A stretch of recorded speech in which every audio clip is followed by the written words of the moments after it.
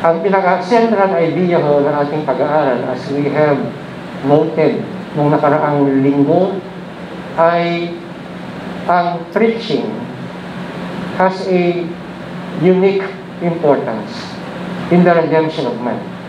And of course, we're talking about gospel preaching, na meron po siyang napaka-mahalaga. Ito po yung pinaka-programa ng Panginoon Diyos para abutin ang makasalanang mundo. Kaya ho, over the centuries, God has sent waves and legions of preachers. And we know that one of the great preachers in the Old Testament was Noah. Even before the prophets came, and even before yung pong law of Moses ay dumating, nandiyan ako si Noah. And he was actually, I believe, correct me if I'm wrong, he was the longest preacher of all time. He was preaching for 100 years. So he was into actually 2 ministries while building the ark na isang napakalaking project. He was at the same time committed for 100 years in preaching righteousness and warning the people to repent bago dumating yung dilubyo. And from there, nandiyan ako yung mga prophets. We see in the Bible the major and the minor prophets, and of course we see that there was what we call a stagnancy in the walk of the people, because meron pong tinatawag na intertestamental na pagitan between the Old and the New Testament, which means that there was no prophet, even a single prophet and preacher that God rose up or raised up noong time na yun. And it was one of the darkest days ng buhay ng mga Israelita. Pero it does not mean na wala nang plano ang Panginoon. So alam natin, sabi ng Bible that in due time, He sent His Son, who was of course the greatest preacher of all. Kahit na yung kanyang preaching ministry was cut short by His crucifixion, alam natin na lahat po yun ay bahagi ng plano ng Panginoon Diyos, na in those short but very fruitful 3.5 years, He was able to preach the whole counsel of God. And that's why He was also called the Word of God. Lahat ng mga kinakailangang ipangaral regarding the kingdom of heaven ay lumabas sa bibig ng ating Panginoong Jesucristo. And all of the preachers that came after Him were simply not just reiterating, but actually expositing or then explaining further or elaborating yung mga bagay po na sinimulan ng Panginoon sa kanyang maikling 3.5 years ng pangangaral ng salita ng Panginoon Diyos. Kaya ho, alam natin na yung ang plano ng Diyos, that through public preaching, through preachers, ang Ebanghelyo ho ay may abot to the ends of the earth. Bagamat ang gospel ay makikita ho natin sa mga awitin na ating kinakanta, maaari mo ipakita yan by counseling someone or doing one-on-one witnessing sa isang unbeliever, or parents teaching their children about the gospel. But there is a unique place yung pong mga preachers in the redemptive plan and movement ng ating Panginoon Diyos. And we know that there are a lot of revivals that happened in the past because of a series of preachings. And there were some notable life-changing preachings like Jonathan Edwards, that when he preached the topic of the sinners in the hands of an angry God, the people listening to him, most of them, if not all, were converted. Ano? Siyempre, alam natin in the book of Acts si Peter that in just one preaching, marami mong kaguluwang na idagdag sa iglesia ng Panginoon. Ang sabi ng Bible, 3,000 na mga kaguluwa ang naidagdag sa iglesia ng ating Panginoon. And of course, we know that one example of a preacher who was faithful to the end but was rejected by his own people and ultimately killed on the spot after his preaching was Stephen, whom we know was the first Christian martyr. And all of these things, brethren, makikita mo natin that God was moving mightily in the lips and in the public preaching of His designated preachers, because they understood that they were messengers. They were not bringing their own message. They were not preaching themselves. They were preaching Christ and Him crucified. As Paul summarizes yung kanyang public preaching ministry, that we do not preach ourselves, but we preach Christ and Him crucified. Meaning the gospel lang ang kanyang pinapangaral. That's why every minister and every pastor that preaches publicly, his only business is to trumpet faithfully yung mensahe ng Panginoon. That he is, a tongue crier, and siya ho ay tinawag o minandate ng Panginoong Diyos na wala siyang idadagdag o ibabawas o i-edit o i-revise sa mensahe na binigay ng Panginoon sa kanya. At nabanggit ko natin last time na ganun ho yung mga mensahero ng mga hari o ng mga emperor. That when they go from town to town, they only bring a letter, and that letter is only read. So, wala ho silang authority na ito ay lagyan ng kanilang sariling mga comments, because pag yan po ay ginawa nila at mabalitaan po yan, malaman ng mga Caesars o ng mga emperors o ng mga hari, it would probably cost their lives. So they remain faithful to that. And as we have been called by the Lord, sinasabi ko dito that yung saving faith na tinatawag is actually preceded, na tignan mo natin noon, na it is preceded by gospel preaching.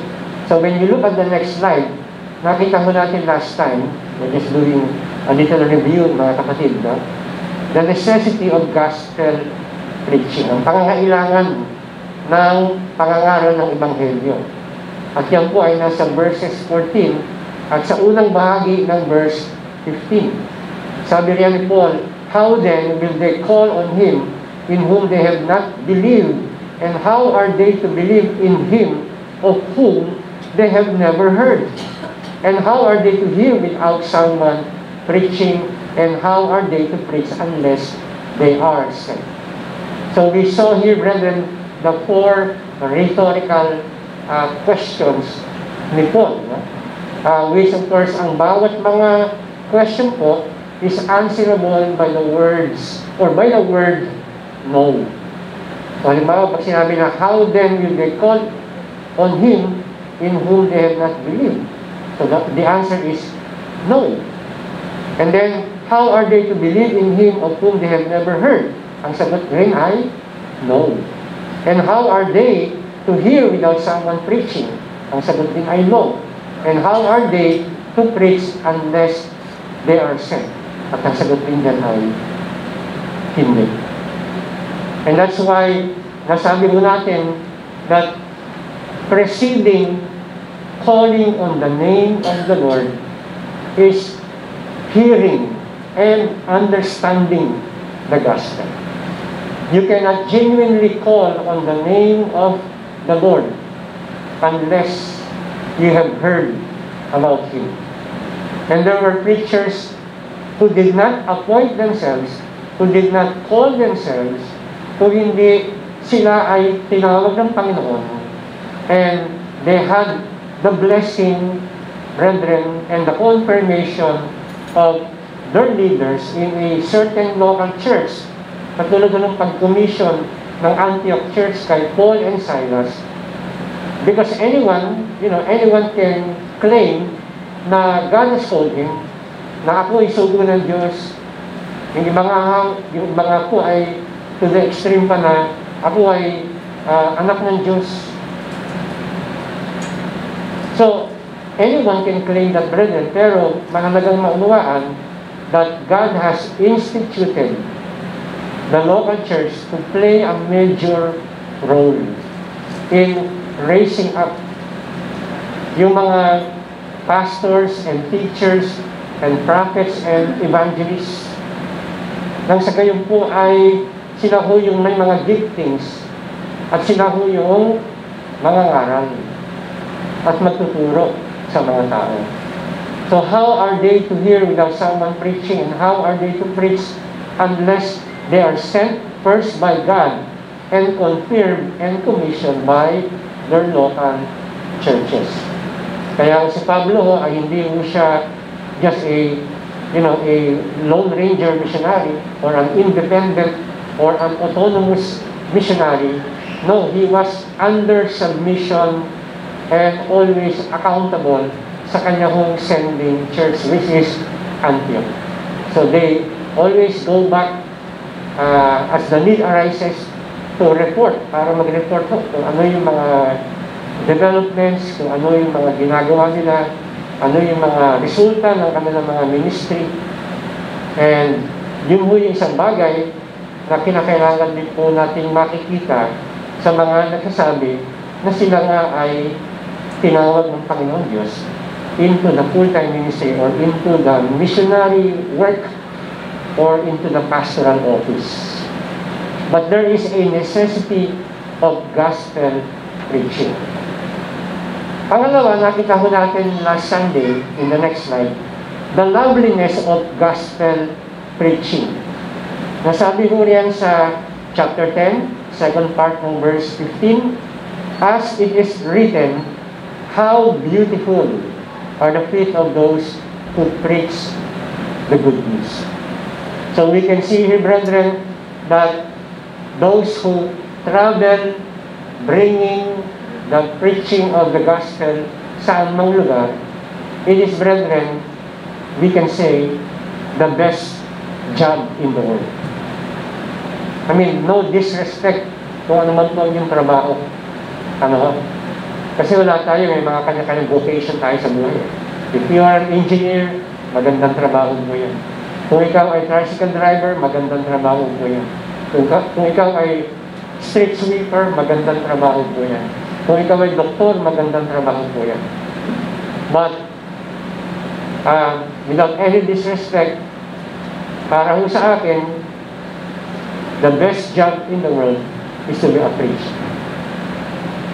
Kaya ho, sabi nga ni A.W. Tozer, if you are a king and you descend from your throne to heed the call of God to be a preacher, you are into a promotion rather than a demotion. And I totally agree with that. Because many times, what is really great in the eyes of the world is not really so great in the eyes of God. Dahil ang mga bagay po ay may mga hangganan. There are works na hanggang dito lang sa mundo. Pero meron po mga trabaho na meron pong eternal investment and eternal impact and eternal reward. Of course, yung ating mga vocation, yung ating mga trabaho, we can use them as our mission field. Kaya nilagay ko kayo ng Diyos, kaya hindi mo lahat tinawag bilang mangangaral. Imagine niyo kung sa BLCM, lahat po tayo mangangaral. Wala na akong makikinig sa bawat isa. Lahat po tayo nandito na. Hindi na nga tayo kakasya. So, meron pong spiritual gifts, may mga members ng body of Christ, may kanya-kanyang function sa katawan ni Kristo, just like in a human body, na hindi lahat bibig at hindi mo lahat tenga. And therefore, we can see here that those who are bringing the gospel to wherever God will bring them into, sinasabi ko yan, ay they are beautiful messengers because they bring good news. You know, whenever a person brings good news to you, parang sinasabi kami nila minsan, ay naku talagang parang ang anghel na dumating dahil meron kang magandang balita na sinabi sa amin. And there's no better good news than the gospel of Jesus Christ. Kaya nga ho, gospel ho yan, meaning good news. At nabanggit ko natin noon na yung good news na yon ay included doon ay yung pong mga mahalagang theological terms like justification, sanctification, glorification, yung atonement, yung expiation, substitution, and so on and so forth. At lahat ng mga yan po ay natanggap natin dahil ginawa mo ni Kristo yan, or rather ginawa ni Kristo yung mga bagay na yan para matanggap po natin yung benefits ng kanyang work on the cross of Calvary. There is no good news that can top, that can surpass, brethren, the good news that happened 2,000 years ago. Nung sinabi ho ng mga babae, ng siyang unang naging witness, sinabi nila sa mga apostol, Christ is risen. So meron ho bang better news than that?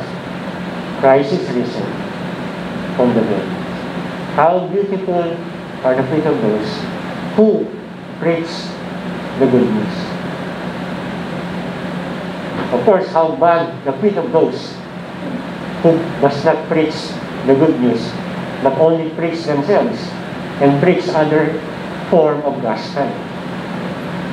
And that's why, in connection with that, we move on to point number 3 sa ating sermon in the next slide. And now, we look at the rejection of gospel preaching. Ito ho ay, actually galing po ito, kinote ni Paul from Isaiah 53, verse 1. So bago ho na kinote yun, sinabi ni Paul, but they have not all obeyed. But they have not all obeyed the gospel. For Isaiah says, quoting from Isaiah 53 verse 1, Lord, who has believed what he has heard from us. Sa ibang translation po, sinasabi niya, who has believed our message or who has believed our report. I think in the King James Version, yung report ang ginawa. Now, sabi ho ni Steve Lawson, next slide, the gospel is more than an offer. The gospel is more than an invitation. It is an offer, it is the free offer, and it is an invitation, but it is more than that. It is a command that you either obey or disobey, and to refuse the free offer of the gospel, and to refuse the invitation of the gospel, is for you to be standing in rank disobedience to God because the gospel commands you to repent. Kaya ho, yung Ebanghelyo, bagamat we share it in a loving way, pero meron mo kasing meron mo kasing hindi nakikita ang mga tao na response na dinedemand ng Panginoon sa kanila. You know, this is not like a product being offered to you. Alam mo, when you go to a mall, di ba? Meron doon mga nakatayo na mga promo girls or promo boys na may dala-dala sila na parang sample ng pabango na subukan nyo ho. And then pag sinubukan mo, ito ho, may mga, ganito ho yung mga products namin. Ngayon, pag yun ay hindi mo tinanggap, wala namang mawawala sa buhay mo. Diba? Hindi ka naman mamamatay right there and there. Hindi ka naman babaho pag hindi mo binili yung pabango na yun. Wala siyang consequences, ibig sabihin. Pero sa gospel ho, hindi ho kasi ganun. Kaya ho, pinapakita rito ni Paul sa kanyang pangangaral sa grace, no? In the next slide, let me just read to you yung Acts 17, verses 30 and 31. Sabi niya, the times of ignorance God overlooked, but now He commands all people to repent, because He has fixed a day on which He will judge the world in righteousness by a man whom He has appointed. And of this He has given assurance to all by raising Him from the dead. So, look at here, brethren, yung preaching ni Paul sa kanila. So, hindi niya sinabi na, well, if you want to continue sa inyong pag-serve sa mga idols to your unnamed gods, kasi yun ang nakalagay sa mga altar nila, no? To an unknown God. Hindi sinabi ni Paul na, well, anyway, God is loving, i-overlook na ng Panginoon yung idolatry, and because God loves you, there's really no need to turn away from your idols. Tuloy nyo lang yan, basta sincere lang kayo. I know God will understand that. So, when it comes to His judgment, He will just overlook kung ano man ang inyong. Hindi ho ganun si Paul. Sabi ho niya rito, He commands, yun ho yung gospel.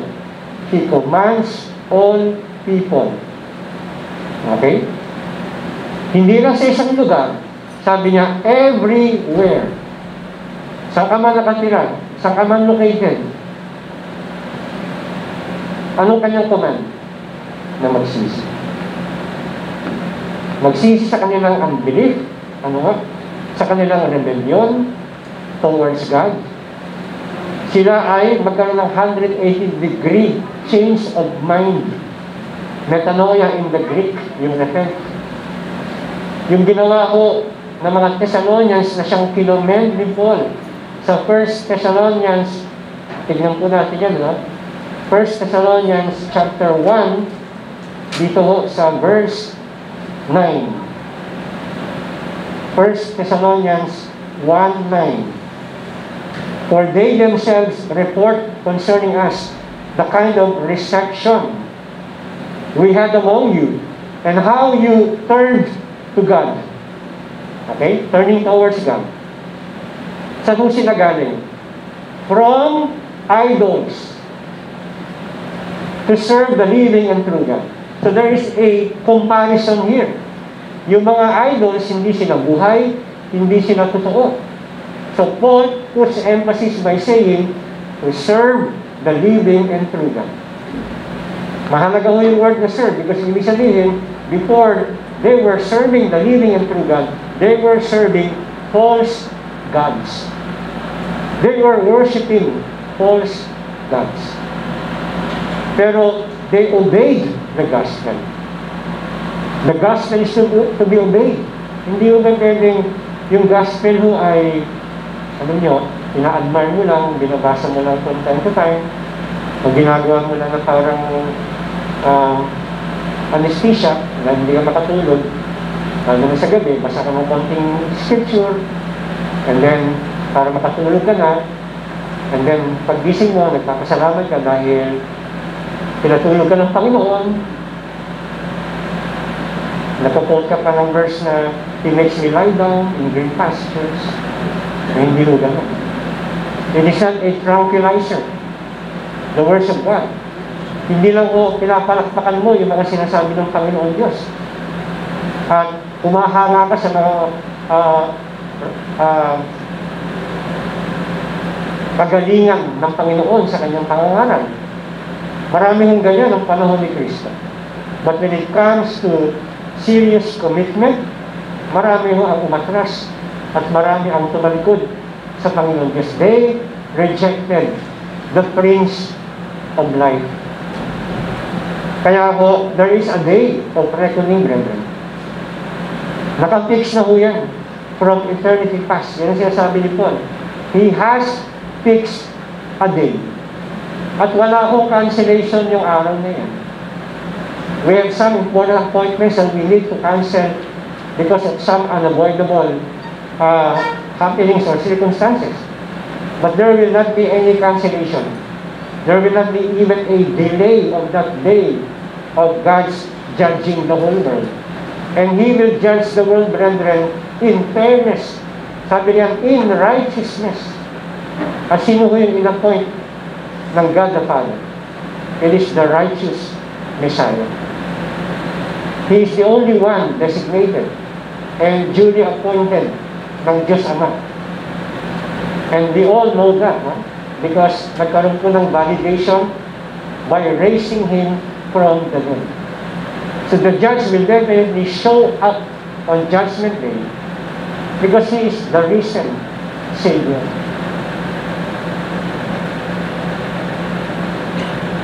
And when we look at, as we are talking about the rejection of gospel preaching, when you look back at Isaiah, in the ministry of Isaiah, alam nyo, ang Isaiah is one of the most wonderful books regarding the Messiah.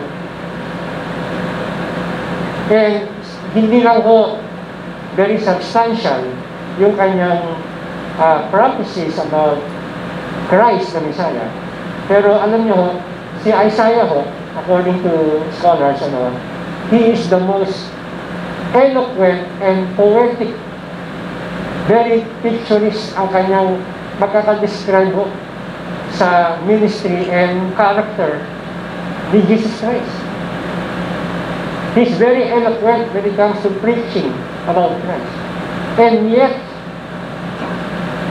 mga kapatid, during his time, his preaching about Christ, or what we call today the gospel, was rejected by his own people. Kaya alam niyo ho, wala sa pagalingan ng preaching. Isa kahit na anong paliwanag mo, pinakita mo na yung Hebrew and Greek original languages, in-explain mo na in a loving way sa mga tao tungkol sa kanilang pangangailangan ng tagapagligtas, nire-reject pa rin ang ibang yun. And some might think na, well, siguro hindi, baka kulang sa charisma yung nag-preach, baka kulang lang sa pag-educate, baka kulang yung knowledge ng preacher, baka, so ang dami yung mga baka. Pero who was the greatest preacher? Nakilala ko natin. Sino ho? Si Jesus Christ. Meron ho ba siyang 100% batting average when it comes to the reception of his gospel preaching? Hindi ho. How many times have we seen in the Gospels that they reject ang kanyang preaching? We can see, for example, in John chapter 6, in John chapter 8, and in other chapters in the Gospel, na yung mga tao ho, they were offended, they were stumbled by his preaching. They said he was blasphemous. They said he had a devil. When he was introduced to speak in a synagogue, kasi doon nagsimula yung kanyang public preaching, synagogue. Bago siya lumabas sa fields, bago lumabas sa karagatan, bago naglakbay sa iba't ibang mga lugar. At nung sinabi niya na when he was reading the prophet Isaiah, at sabi niya, today, these words are fulfilled. Ay sinasabi ni Isaiah tungkol sa Messiah. Yung mga tao ho, nagbuisit sa kanya. Tingin sa kanya, sira ulo.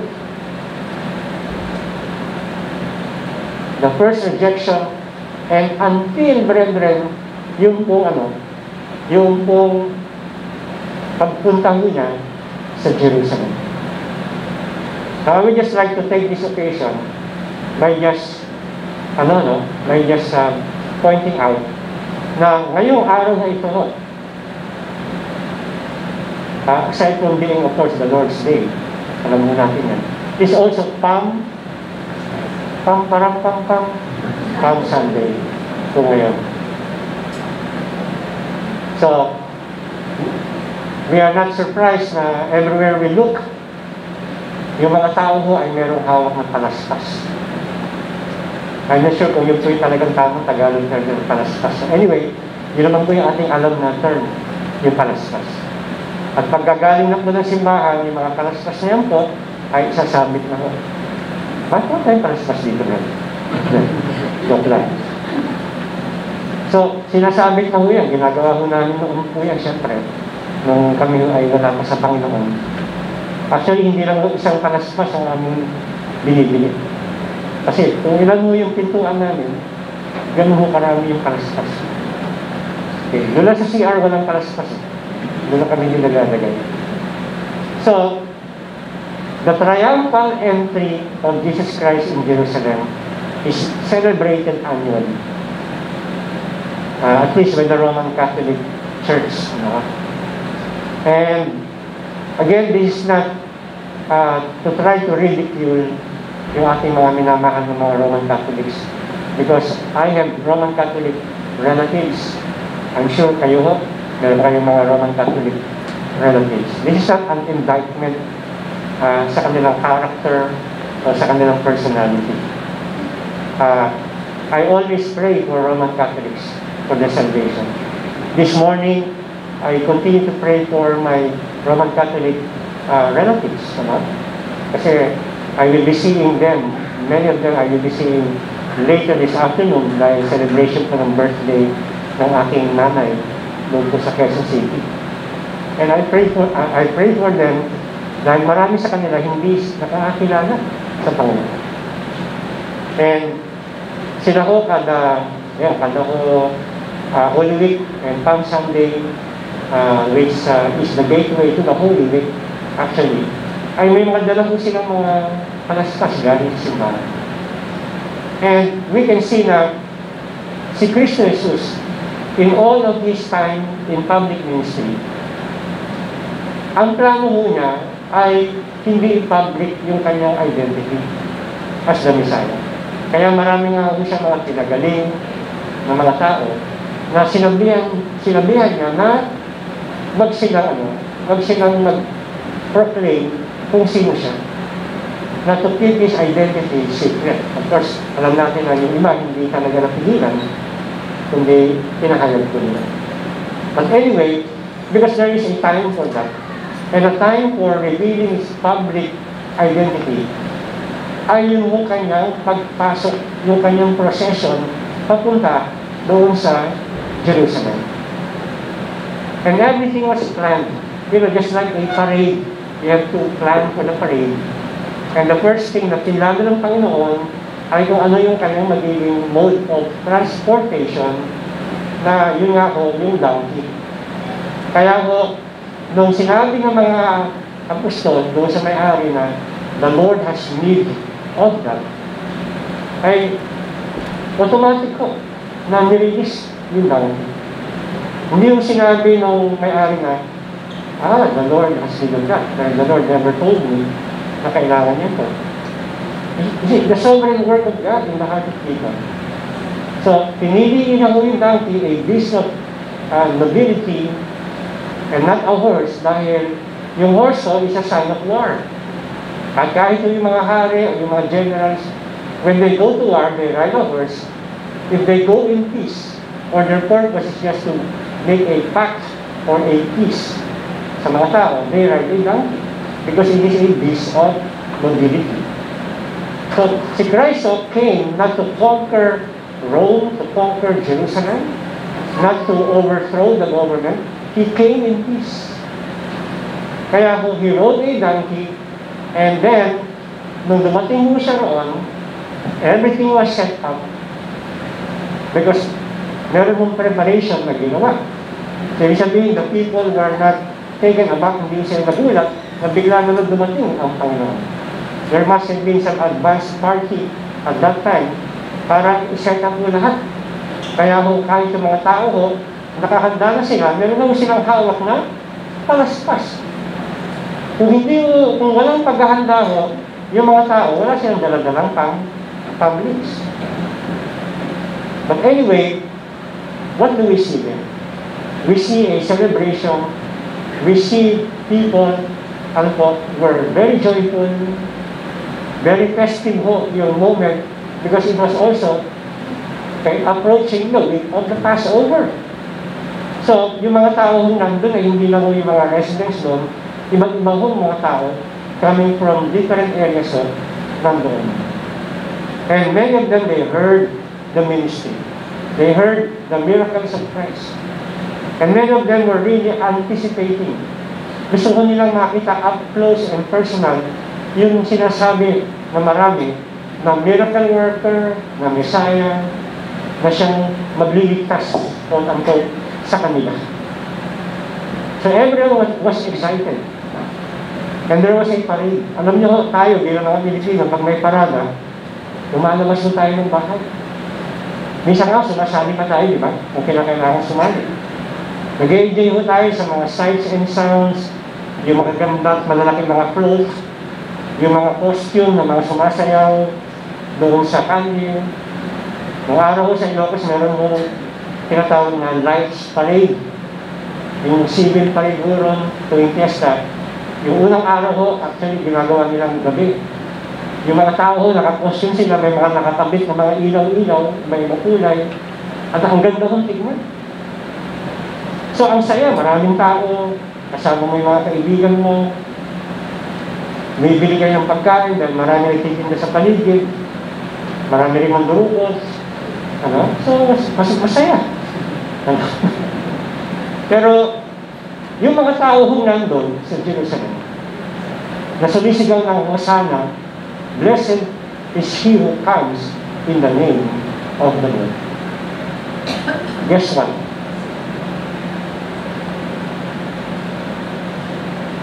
After 5 days, sila rin mo yung sumisigaw, hindi na Hosanna, crucified. The worshippers were really rejectors of the gospel. The very heart of the gospel, which is Jesus Christ, was rejected. And when they were being given the choice, kasi tradition mo yun na yung Roman government may i-release na criminal, and they thought that Christ was also a criminal, so he was already arrested on Thursday night. And both of them were presented, probably early morning or morning time, sa crowd. Sinong gusto niyong i-release? Si Barabbas? O itong sinasabi yung King of the Jews na si Jesus Christ? At alam mo natin, they chose Barabbas. They cried out, crucify that man. He is not the King of the Jews. He is a farce, a pretender, a madman. Kaya ho, they rejected the Prince of Life. Sabi mo ng Gospel of John, that he came to his own, but his own received him not. We cannot find any fault in the life and in the character of Christ. Pero yung mga tao ho, they always find fault in Him, kay Kristo. They rejected, brethren, the gospel, and now, 20 centuries later, same thing happens. And we're not just talking about people holding on to palm leaves every Palm Sunday, but every single soul who only applaud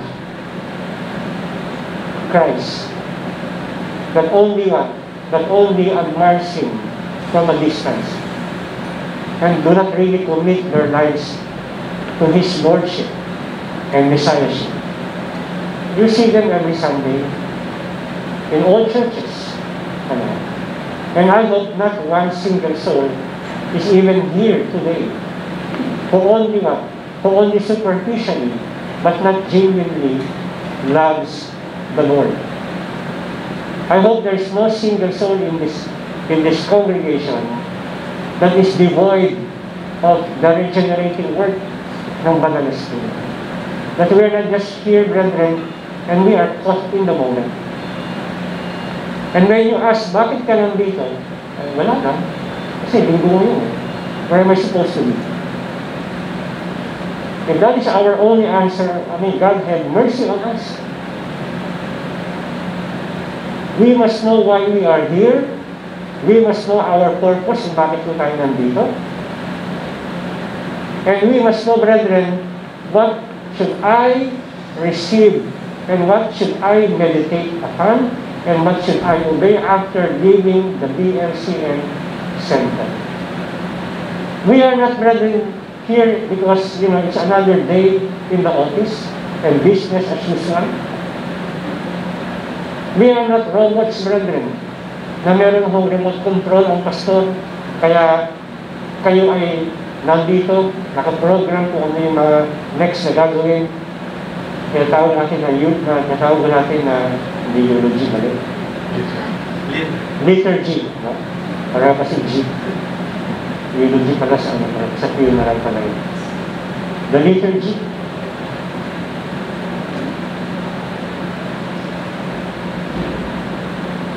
What is important is not lifting up the families, but lifting our lives to Him in surrender. Yun po yung mahalaga sa Panginoon. And we see Christ preaching, rejected. Christ Himself was crucified on the cross. And even before His last breath, one soul rejected Him. The thief on the other side. And then when Christ rose from the dead, the leaders who knew, yung mga religious leaders who knew well of the claims of Christ that He is the Son of God, and on the third day, He will rise again. Nung nalaman nila yung report ng mga soldiers, they knew it was true. Kaya they need to connive with the soldiers and bribe them with money para i-circulate sa lugar nila na ninakaw ng mga disipulo ni Kristo ang kanyang bangkay. Nandun ako sa harapan nila yung ebidensya. And they need, brethren, to what? To fabricate a lie. They rejected the evidence that Jesus Christ is indeed the Son of God, the Messiah. The rejection. And when we look at the ministry of Paul, who was also a rejecter of that prior to his salvation, nakita ko natin na sa kanyang missionary journeys, maraming mga lugar did not receive his ministry, did not believe his report about the gospel. Nandiyan sa Acts 17, nandiyan sa Acts 18, and of course you can also add to that list sa mga lugar pa na pinuntahan ni Paul na hindi tinanggap ang kanyang ebanghelyo. At hindi lang yung basta-basta passive rejection. Hostile persecution ang ginawa kay Paul. Nagkasala natin si Stephen was killed. And Paul, of course, was not surprised dahil sinabi naman ng Diyos sa kanya na siya nakakaranas ng hardships because of my name. So there is a continuous rejection. Kaya sabi ni Isaiah, who has believed our report. Sabi ni Albert Barnes, in the next slide, the words our report or our message or what is delivered to be heard and believed, it originally means the doctrine which Isaiah delivered about the Messiah, and implies that the same thing would occur when the Messiah should actually come. So mahalaga po yan, yung deliver ni Isaiah na mensahe ay tungkol po sa person and ministry ng anticipated Messiah. Kaya yun po yung report.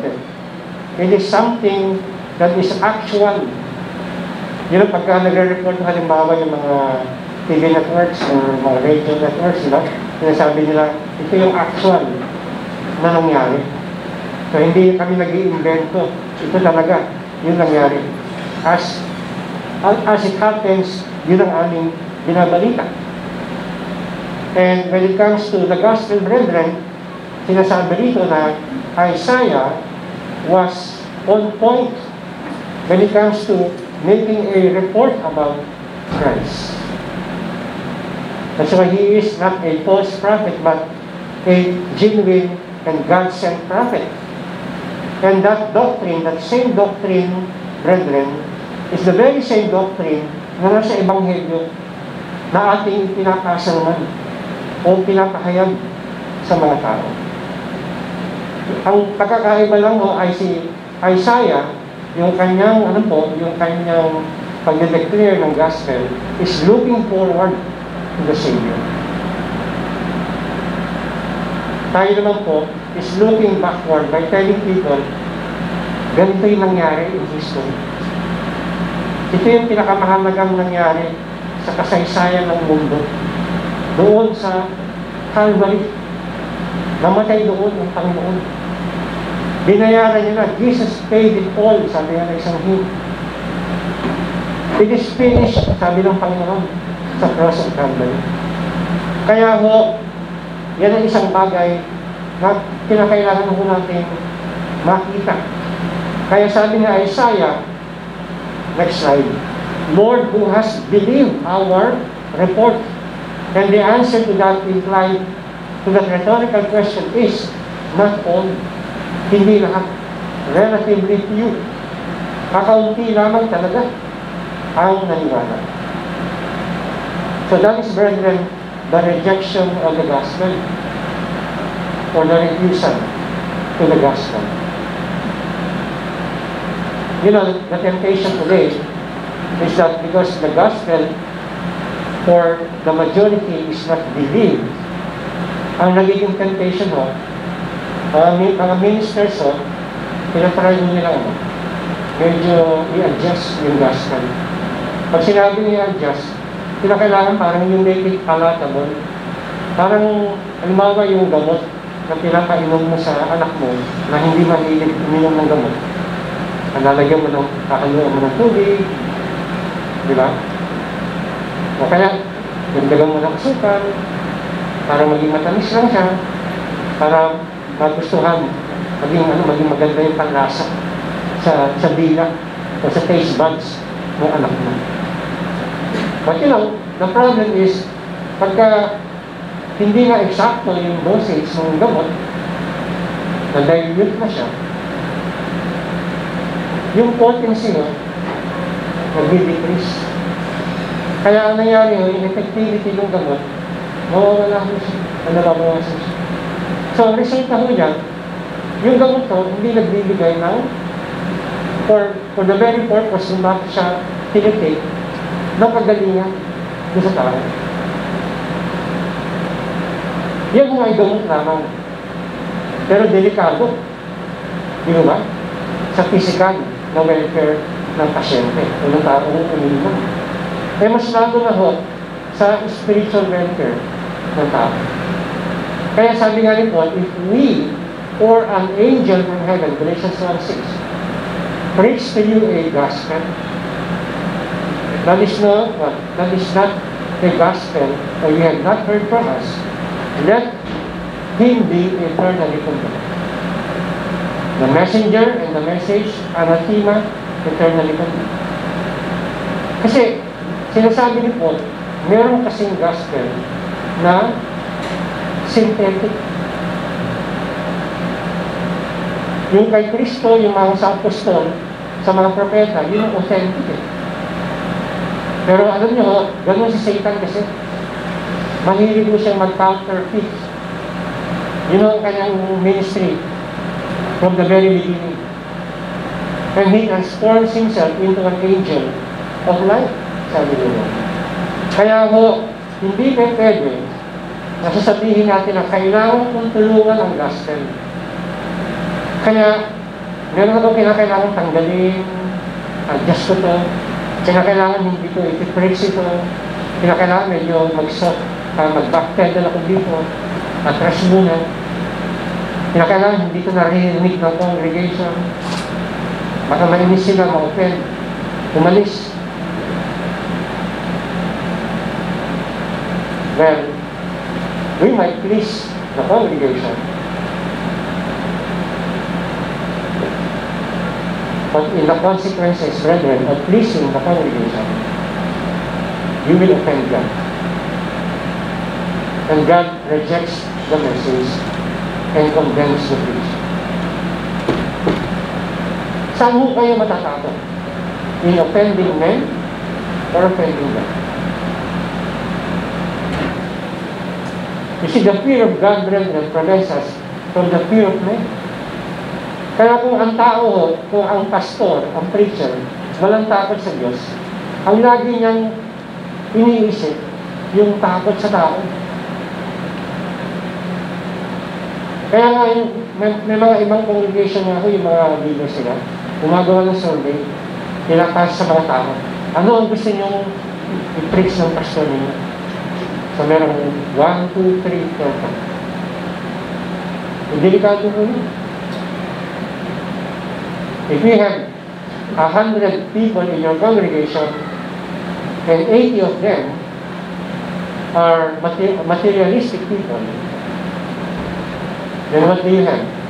You have to preach a health and wealth gospel. It is now, brethren, like, the principle of economics, the demand and supply principle. What is the demand of the market? Yun ang produkto na gagawin mo. Ano ang demand ng mga umaate ng church? Yun ang isi-supply mo sa kanila. If they want a health and wealth prosperity gospel, then you have no choice. Nagpa-survey ka. Kung anong gusto nila. Then you can no longer say, "Thus saith the Lord." Palitan mo na. "Thus saith my congregation." Ito ang gusto nila. Ito ang bibigay ko sa kanila. Well, wala ho tayo sa ministry ng statistics and popularity. We are in the ministry of preaching the whole gospel, the pure gospel, the gospel of Jesus Christ. Nothing more and nothing less. Now, in the last point natin, we look at the glory of gospel preaching. Verse 17. So, balikan mo natin ang ating text.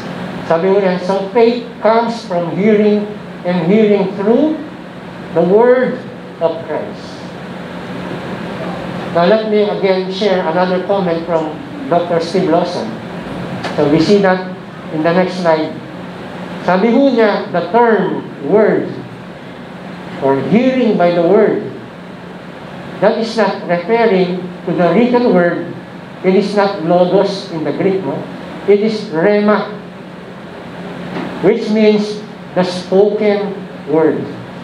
It means an utterance by a living voice, like a pastor, a preacher. It means a speech or a discourse. We would say a sermon. So faith comes by the preached word.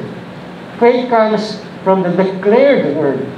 So there is a unique power that comes when the word is preached through a human vessel, that whom God empowers and Christ is speaking through him. Kaya nga, we have seen so many revivals in history, and God used one man or several men. Nagkaroon mo ng spiritual breakthrough sa kanilang buhay. Nagkaroon mo ng harvest of souls. Nagkaroon po ng deep conviction in the hearts of people listening. Because there is a unique power that comes from the preaching of God's word. And then in the next slide, still commenting on this verse, yung word sa mga of Christ, hindi mo siya nagre-refer sa from Christ. Magkaiba ko yun, no? Yung of Christ and from Christ. Now, let's just do a little, exposition. Ito ay nasa genitive of source. Ibig sabihin, this is the word about Christ and is an objective genitive. So technically speaking, it is the message about Christ, crucified. Mensahe patungkol kay Kristo na naipako at nabuhay na muli at umakyat at nasa kanang kamay ng Ama. Na ang sino mang tumawag sa Kanya, dahil sila'y naniniwala, kinikilala nila yung ginawa ni Kristo at kung sino siya, ang sino mang tumawag sa Kanya, sabi mo ng Bible sa Romans 10, and everyone who calls upon Him will be saved. Magliligtas. So as far as Paul was concerned, he wanted to remain faithful sa mensahe niya. He will not go out of bounds. He will not cross the line.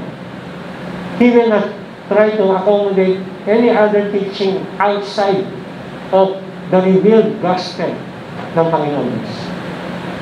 Kaya sabi niya sa 1 Corinthians 2, verse 2, next slide. For I determined to know nothing among you except Jesus Christ and Him crucified. Wala akong siyang ibang gustong malaman ng mga tao. He was not talking about himself. He will not talk about puro mga personal testimonies. Hindi ko siya, alam niya na hindi siya tinawag to be an inspirational speaker. He was not there as an inspirational coach. He was there, brethren, as a emissary, as an envoy, as a town crier. Because the King of the universe has sent him to read that letter, to proclaim that letter of salvation. And in 1 Corinthians 1:23, sabi niya, we preach Christ crucified. Alam niyo ho, ang bigat po ng sinabi niya yan. Dahil, in those days, and in those times, alam natin, yung mga worst criminals, ano kung ginagawang parusa sa kanila? Pinatako ko sa puno, sa kahoy. Ganun ang ginawa kay Kristo. So when you tell people na, you know what? Our Savior is the one who was crucified. On the cross. So yung mga tao ko, just, reading yun and Matthew, at sabihin nila, can you not have a better Savior to offer to us than the one you're offering? Yung sa criminal. Kaya ngayon mo, pag sinabi mo, tanggapin mo si Kristo, wala akong nag-iisip. Di ba? Wala nag-iisip na, criminal naman yun, si Jesus Christ. Hindi ho, mataas ang tingin ng mga tao, at least, intellectually, tungkol kay Kristo. Pero nung panahon na yan, pag sinabi mo, we are preaching to you Christ who was crucified. And they will say, blasphemy. And they will say, away with you. And they will say, you are a false prophet. Kaya ho sila, katakot-takot ng persecution, ang kanilang nararanasan, but they don't care at all. They don't care if the masses will believe them. They don't care if they will receive yung mga lashes sa kanilang katawan. They don't care if they will be arrested and put in prison. They do not care if their properties will be confiscated. Wala silang pakialam. Kaya si Pablo ho, kung ano yung gospel, he will stick with that gospel until his very last breath. Of course, Paul was not a perfect man, neither the other apostles. When you say you are a faithful gospel preacher, it doesn't mean that you don't make mistakes, whether doctrinally or in your walk with God. But as long as you remain faithful to the gospel and preach it boldly, unashamedly, and lovingly, and confronting the false prophets as the Bible has told us to expose darkness, then when you enter God's kingdom one day, sasabihin ko niya, marinig mo ang kanyang mga salita, Well done, good and faithful servant. Enter into the joy of the Lord. Because you are not looking for man's rewards. You are not laying up for yourself treasures of adoration and claps from people. Ang hinihintay mo yung reward mo sa ngayon. If you remain faithful in preaching and sharing God's Word. Kaya ho, sinabi ni Paul in the next slide, binanggit niya rito yung the content of the message must be the Word about Christ. Faith comes by hearing, and hearing the Word about Christ. Sinabi ni Pablo sa mga taga-Corinto, as a review to them, kung ano ba ang mensahe ng Ebanghelyo. Ano ba ang Ebanghelyo? At sinabi niya that Christ died for our sins according to the Scriptures, and that He was buried, and that He was raised on the third day according to the Scriptures, and that He appeared to seek us then to the twelve. You would notice that twice binanggit po ni Paul dito yung kahalagahan ng testimony ng Scriptures. Hindi ho ito na-overheard lang yan na nabuhay ang Panginoon, o may chismis na nabuhay ang Panginoon, o haka-haka na ang Panginoon ay nabuhay lang. No, brethren. Sinasabi ho ng salita ng Diyos. And he was not just referring, brethren, to the statement of the apostles, but even to the Old Testament prophecies. Faith that leads to eternal salvation comes after what? Hearing. That is after receiving this message concerning Christ. So I'm quoting here from the GodQuestions.org. Ulitin natin, no? Faith that leads to eternal salvation comes after hearing, that is after receiving this message about Christ concerning yung person, character, and ministry ng Panginoon. Kaya ho, mahalaga na maintindihan, you are saved because you receive the message about Christ. Napakahalaga ho, no? Hindi ho pwedeng basta, sige, tanggapin niyo ng Panginoon, na hindi man lang pinaliwanag kung sino ang Panginoon, ano ba yung cross, ano ba yung estado ng tao sa harapan ng isang banal na Diyos. Kaya ang nangyayari ho, marami hong substitutes ang gospel na ginagawa ng marami mga tao. Of course, hindi rin ibig sabihin ng masama mga tao ito, no? Yung iba ho, sincere sila. Pero sincerely wrong. And is unacceptable sa harapan ng Diyos. Kaya nga, if there is a true gospel, meron din false gospel. And we need to identify some of those false gospels na tinatawag po natin na we do not have time really to expound this because we have to end. Bagitin ko lang po sa inyo in the next slide. And then we can talk about this next week. Kasi mahalaga kong pag-usapan ko, no? Para alam mo kung anong gospel, kailangan malaman mo rin kung anong ang hindi gospel.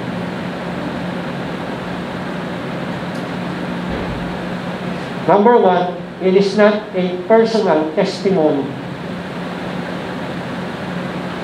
Now, just as a footnote, si Paul, sa lahat ng kanyang mga public speech, siguro 95% ng kanyang preaching, it's all about defending the resurrection of Christ and the crucifixion of Christ. The only time na siya po nagbigay ng personal testimony ay kung paano siya, how he met the Lord. When he was actually in front sa harapan ko, no, ng mga Roman leaders, the Festus and the other leaders. But other than that, the very bulk na kanyang preaching is all about Jesus Christ. Hindi ho characterize ng personal testimony. It is not an inspirational testimony na kailangan po ng mga tao. In fact, they can get that anywhere. You can hear that from Henry C. or Lucio Tan, or Henry Goldway Jr., and many other big-time personalities who has had great success sa kanilang mga respective fields. Pero hindi mo yun ang gospel. Eh dahil may isa nga ako, nakakaindik yung mga ganong testimony, ay kinakailangan tanggapin ko si Christ. Kasi sabi nyo testimony, kung tinanggap ko si Jesus Christ, tumasensa ang buhay ko. Nawala yung bukol ko sa likod ko. Napunta sa harapan. Ginagawa. Nangyari ito, nagawa ito ng Panginoon Diyos. And of course, we're not saying na hindi ito yung mga testimony. Pero ang problema ko, akala yun na yung gospel. So, ang kasunod ng testimony ay, kaya kung gusto niyo maranasan, yung aking naranasan, tanggapin niyo ang Panginoon. Pero tinatanggap nila, hindi naman ang Panginoon talaga. Kasi hindi nila kilala kung sino talagang Panginoon. Ang tinatanggap po nila, yung gagawin ng Diyos sa buhay nila. So, hindi mo yung gospel. Pangalawa, it is not morality gospel. Hindi mo ito good manners and right conduct. Ang nag-invento mo niya, yung mga Pariseo. Basta meron ka ng right manners, meron kang good conduct. Basta, presenta mo lang yung buhay mo sa harapan ng tao. Decente yung buhay mo. Pagalang-galang ka na sa harapan ng lipunan. Pasok ka na sa langit.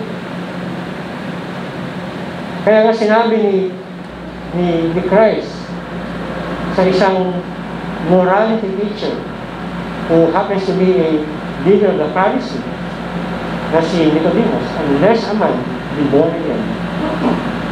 He was addressing the issue, brethren, of being born in sin. If you are born in sin and you are not born again, you go to hell if you die. Unless a man be born again, he cannot see the kingdom of heaven. It is not morality gospel. You cannot save your children by just telling them, behave at all times, or stop smoking, or stop taking drugs, and be honoring with honor your parents, be an upright citizen ng Pilipinas. Respect the elders. Hindi mo yung gospel. Now, those things are of course good. Pero wala siyang kinalaman po sa kaligtasan ng tao. And next, the prosperity gospel. It is not the gospel written. This is a false gospel that teaches it is God's will for all of His children to be rich, to be healthy, and to be successful. Well, it might be God's will according to them, pero it is not always God's plan. Magkaiba kasi yung will sa kanyang plan ng Diyos. It was God's will na si Abraham ay maging mayaman, si Job ay maging mayaman. Pero even in the middle of the prosperity of Job, was it also God's plan to empty him of all the riches that he was enjoying? And not only the material riches, but also, brethren, the wealth of having a wonderful big family. Was it not also the will of God to strike Job with sickness from head to foot? Wasn't all that, brethren, the will of God? And that's why the prosperity gospel will not hold water when you look at the examples of many servants of God, not only in Scripture, but in the entire church history, which is still, of course, evolving and happening as I speak. Na may mga tao na buong buhay nila may sakit puso. And God was not healing them. I'm sure they have prayed and prayed, and many have prayed for them. And I'm sure they are also faithful There are many who are faithful and yet they're just lying on their bed. They do not even have the strength and the capability and mobility na pumunta po rito Sunday after Sunday. And what a great blessing na our 2 feet brethren are still strong enough para dalhin tayo dito sa BLC. Pero maraming tao ho, hindi nila kaya. Hindi sila capable. They might be paralyzed, they might be so weak, or hindi sila maaaring pinapayagan ng kanilang mga unbelieving husband. Baka yung iba nga, tinulog na lang para hindi na makapunta ng church every Sunday. But God, brethren, it is not His will that all His children will be rich, healthy, successful. Sabi nila, pag anak ka daw ng Diyos, God wills, kalooban niya, that He will give you the best clothes, that He will give you the best fancy cars. You will drive the best cars. And you will have the best of everything. You just ask in faith. So it is faith in your faith. And God is simply a vending machine. You just have coins in your hands. Pindutin mo, select mo, anong gusto mo sa Diyos. It's like a blank check, brethren. Now you can write any amount on that blank check, and then you will be able to withdraw or encash. That is the God that they are painting. It is a genie God of Aladdin, the movie. Ito ba si Aladdin? We are bond servants of God, and yet we transform God to be our bond servant.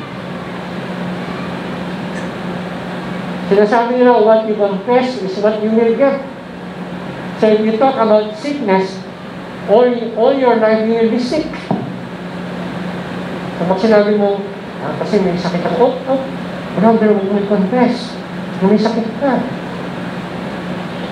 Kasi parang ano yan, parang yung mga elements mag-magnetize sa sinasabi mo. Kakabit yung sakit sa'yo, habang buhay. Kaya pag ikaw hindi gumagaling, sinong may kasalanan? Ikaw. Because if it is the will of God na ikaw ay gumaling and you are not being healed, the blame is on you. Wala ka siguro sa faith, siguro may kasalanan ka na hindi mo pinakakis at tinatago mo sa Panginoon. So the guilt, brother, is placed on your shoulders. Kaya kawawa ho yung mga tao that are spellbound by the prosperity teaching. Kawawa ho.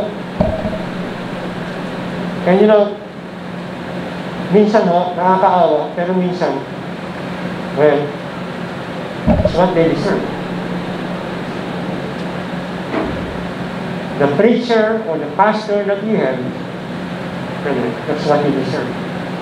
Because the Bible says, in the last days, people will what? Will accumulate for themselves. Not just one, but many teachers who will what? Tickle their ears. Di ba, ang sarap po pagka may cotton buds ka, ginagano yung tayo. Sarap yung pakiramdam. At pagka may makatisayo someone scratching your back, very enjoyable. Yun lang.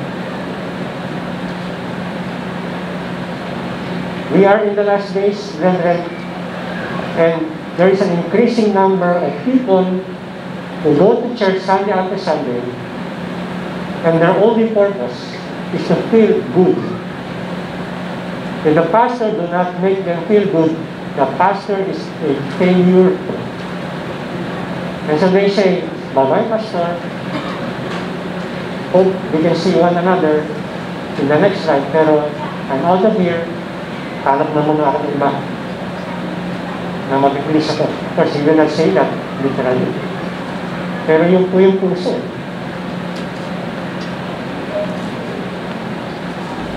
If we become people pleasers, sabi ni Paul, I will not be a servant of God. And he connects that, brethren, with preaching the gospel in Galatians chapter 1. So yung mga prosperity gospel, they would distort the gospel, and they would tell yung kanilang mga audiences, you give generously to our ministry, or, you know, this handkerchief has power to do miracles for healings, and just for $10, you can get this handkerchief. And wait what the Lord will do in your life. You see, God's blessings are not for sale. It is in the sovereign act of God that we receive miracles, that we receive answer to our prayers. You cannot manipulate God. And you cannot, brethren, put some money under the table and say, Lord, eto, konti lang naman kung konting suhil lang. Okay? Please be favorable to me.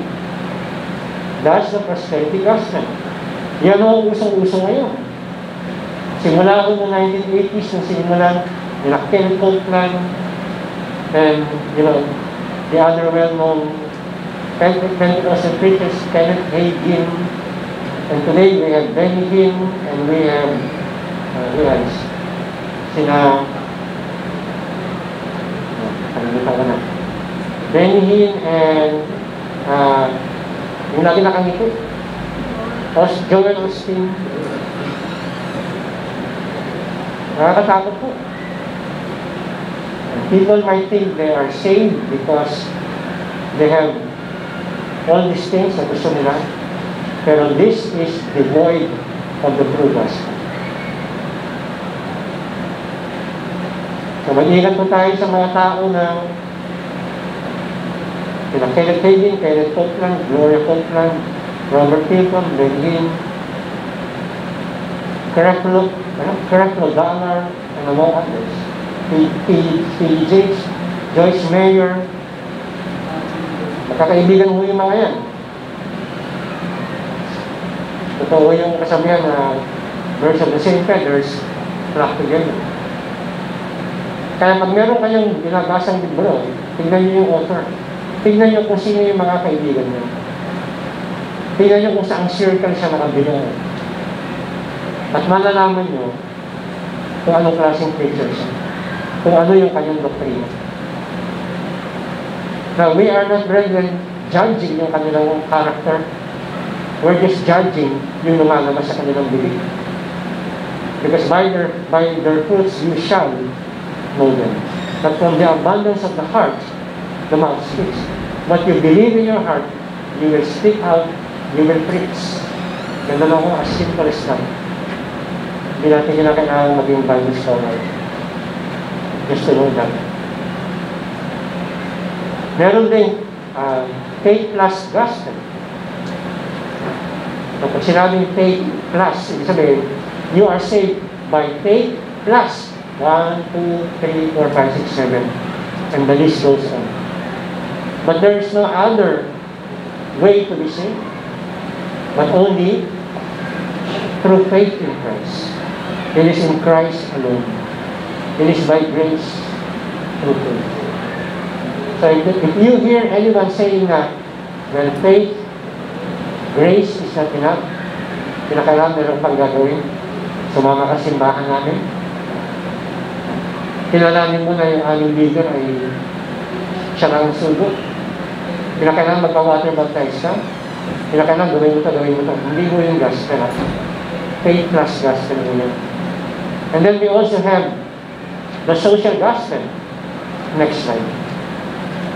Yung mga proponents ng social gospel, ina-apply mo nila yung Christian ethics sa mga social problems, sa mga issues ng social justice, economic inequality, poverty, alcoholism, crime, racial tensions, unclean environment, child labor, so on and so forth.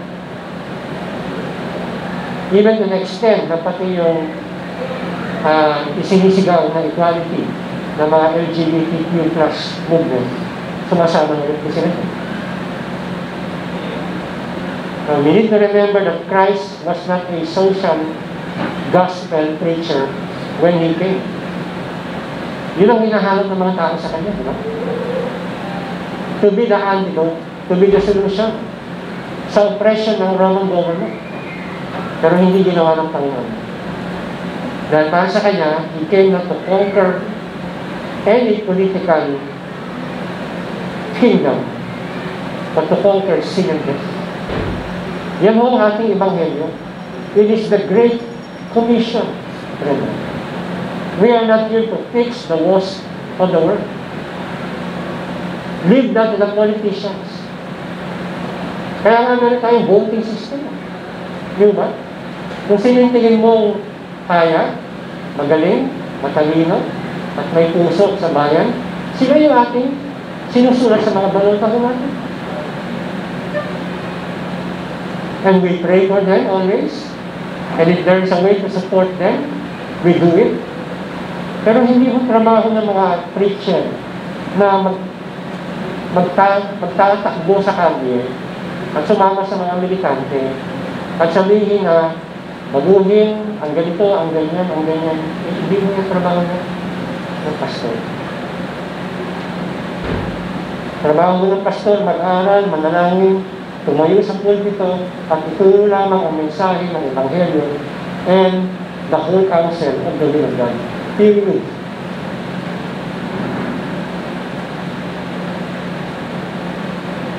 Hindi ho tayo tinawag para maging Martin Luther King Jr.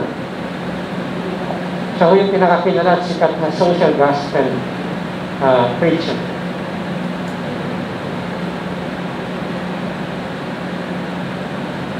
Nahangaan po natin siya, okay? Make no mistake about that. Sa kanya kong, passion na bigyan ng equal justice yung mga blacks na katulad po na. And other social issues po na kinakailangan i-address. Pero, gaya ng sabi ko, let us follow the lead of the faithful preachers and pastors. Kaya ho, we need to always pray for pastors. Amen. Pag-pray mo natin, not only me, but yung mga kakilala yung mga pastor in other churches, na hindi ho malihis, na hindi ho ma-sidetrack sila o ma-off-track sa kanilang panawagan. Because their success will be the church success. But their failures will also be the church failure. Now, in conclusion, the death and resurrection of the Lord Jesus, I am using these words from G. of Thomas Ford as a conclusion. The death and resurrection of the Lord Jesus, don't those historical events demand a response? Is this message true? Then what are you trying to do with this Jesus? If it is God's word and we believe it, then we are saved. But if we reject it, then we are lost. This is the message of Christ to a dying, helpless, guilty world. My task is to ensure that you hear it declared clearly with a prayer that you will understand and trust it. Believe it, O sinner. Receive it. It is the true word of Jesus Christ. Rest on it, live in obedience to it, and die trusting. That is, brethren, the call. The call to the obedience to the gospel. Because if we do not heed the call, this is the greatest decision na gagawin mo sa buhay. We have made a lot of wrong decisions in our lives. Di ba? Pero ang pinaka-greatest tragedy ng maling desisyon ay talikuran mo ang panawagan ng Ebanghelyo. Nakilalanin si Kristo bilang tagapagligtas. Wala nang iba at Panginoon ng buhay. Kaya kung meron sa atin dito na hindi pa nagagawa yung aking panalangin sa aking puso, ngayon ang maging araw, na wala ka nang gagawin any justification or excuses. That you will just throw your arms around the loving arms of the Savior and bow down to the foot of the cross of Christ. At sabihin mo na, Panginoon, have mercy on me, a sinner. Tayo na lang.